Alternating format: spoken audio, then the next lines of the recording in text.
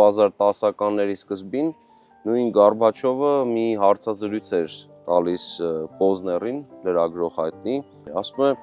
ես երկրաշարժից հետո գնացել եմ հայերի մոտ, ասում եմ, որ ինչով կարող եմ ձեզ օգնել, ինչ կարող ենք անել այստեղ, ասում է, նրանք միանգամից այդ ավերակների մեջ ասում են, որ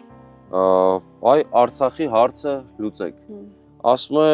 այ տեսեք ինչքան վատն են իրենք ուրեմն, եւ տարքերով լրագրողը նրան ընդհատում է, ասում է, հակառակը դա ցույց է տալիս ինչպիսի բարձր բարոյական արժեքների կրող են այդ ազգի ներկայացուցիչները, որ անգամ ամենամեծ սքի մեջ, ամենամեծ դժվարության մեջ չեն մոռանում իրենց ազգային հարցերը։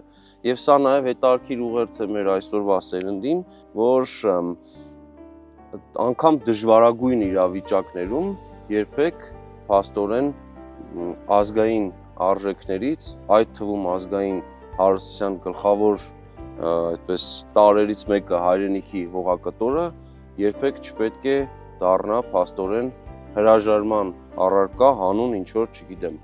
բարեկեցության կամ ինչ որ բան է, այսինքն նույնիսկ երկրաշարժի այդ սոսկալի պայմաններում գտնվող մարդիկ